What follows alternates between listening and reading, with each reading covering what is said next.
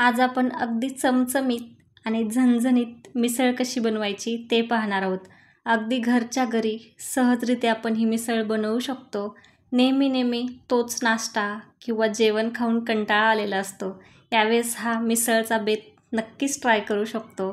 नमस्कार, भाग्यश्रीज कुकिंग चॅनेलमध्ये आपल्या सर्वांचे खूप खूप स्वागत आहे। चला तर मग वेळ न घालवता रेसिपीला सुरुवात करूयात। मिसळ बनवण्यासाठी सर्वात महत्त्वाचे म्हणजे मटकी। तर इथे मी मटकी एक दिवस भिजत आणि एक रात्र मोड येण्यासाठी ठेवलेले होते। तुम्ही पाहू शकता काय मस्त मोड आलेले आहेत। अगदी व्यवस्थित आपली मटकी तयार आहे। सर्वात पहिल्यांदा आपण मटकी शिजवून घेऊया। त्यासाठी इथे कुकरमध्ये 1 ग्लास पाणी टाकलेलं आहे आणि त्यामध्ये मटकी स्वच्छ अशी धुवून टाकून घेते। तुम्हाला जितकी मिसळ बनवायची त्यानुसार मटकीचं प्रमाण कमी जास्त करायचं। आपण ही मटकी कुकरमध्ये किंवा कढईमध्ये शिजवू शकतो। आपल्याला जास्त शिजवून द्यायची नाही आहे। तर इथे मी पाव चमचा हळद टाकलेली आहे आणि यामध्ये मी थोडंसं मीठ टाकून घेते। तर आता हे आपल्याला कुकरमध्ये 2 शिट्ट्या करून व्यवस्थित अशी शिजवून घ्यायची आहे। तर इथे मी कुकरला झाकण लावून 2 शिट्ट्या करून घेते।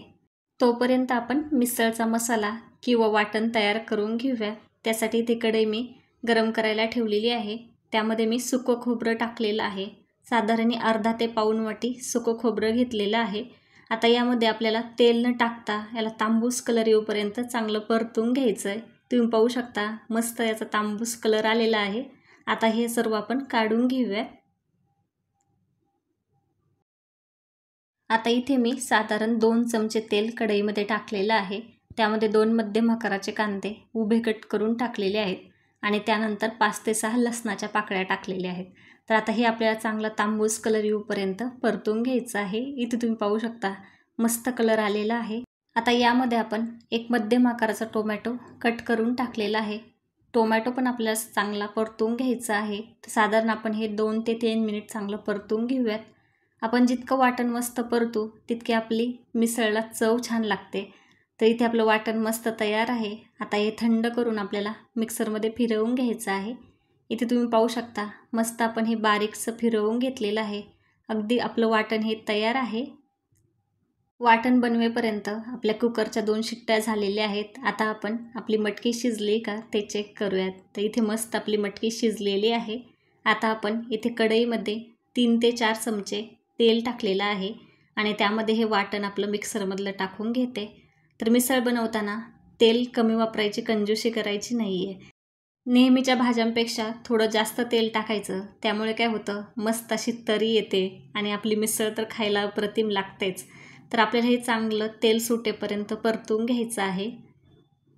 इथे तुम्ही पाहू शकता मस्त तेल सुटलेलं आहे। आता यामध्ये मी पाव चमचा हळद टाकलेली आहे आणि त्यानंतर 1 चमचा कश्मीरी मिरची टाकलेली आहे। 1 चमचा मिसळ मसाला टाकलेला आहे। जर मिसळ मसाला नसेल तर घरगुती वापराचा मसाला किंवा गरम मसाला पण टाकू शकता। तर इथे मी मस्त हे मसाले पण तेलामध्ये चांगले परतून घेते। आपल्याला हे वाटण साधारण 3 ते 4 मिनिट परतून घ्यायचं आहे। मस्त असं तेल सुटल्यानंतर आपण यामध्ये पुढचे जिन्नस टाकून घेऊयात। तिथे तेल सुटलेलं आहे। आता आपण जी मटकी शिजवून ठेवलेली होती सर्वात पहिल्यांदा त्यातलं पाणी टाकून घ्यायचं। तर हे पाणी आपण एकदा व्यवस्थित चमच्याच्या साहाय्याने आपल्या वाटणामध्ये मिक्स करून घेऊयात।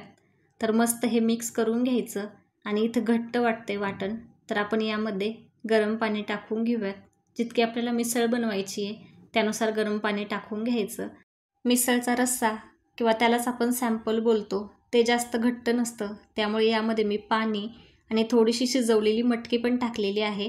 तर यामध्ये मी चवीनुसार मीठ टाकले। आता हे व्यवस्थित आपल्याला एकदा हलवून घ्यायचं आहे। तर आपल्याला हे चांगलं उकळी आणून घ्यायचं आहे। तर साधारण मी हे 7 ते 8 मिनिट चांगलं उकळी आणून घेते। इथे तुम्ही पाहू शकता मस्त अशी उकळी आलेली आहे। यानंतर आपल्याला फ्रेश कट केलेली कोथिंबीर टाकायची आहे। आपल्याला गॅस मंद आचेवरतीच ठेवायचा आहे। आहा, काय मस्त तरी आलेली आहे। आपण गॅस बंद केलेला आहे आणि झणझणीत आपली मिसळ सर्व करण्यासाठी अगदी तयार आहे। आता आपण थाळी बनवून घेऊयात। सर्वात पहिल्यांदा मी मिसळची प्लेट बनवून घेते। त्यासाठी इथे शिजवलेली मटकी सर्वात खाली टाकून घेते। तर व्यवस्थित ही मटकी टाकून घ्यायची।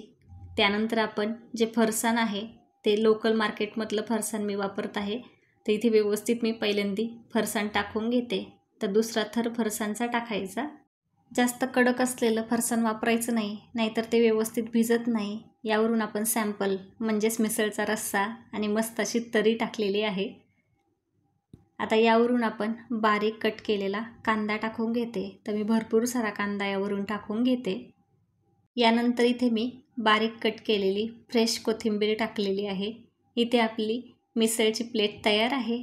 आता यानंतर इथे मी मिसळचा रस्सा म्हणजे सॅम्पल ठेवलेला आहे. 1 वाटी फरसाण ठेवलेला आहे.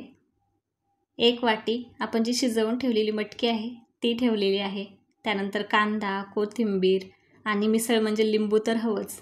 यानंतर आपण आंबट गोड कच्च्या कैरीचे काप ठेवलेले आहेत.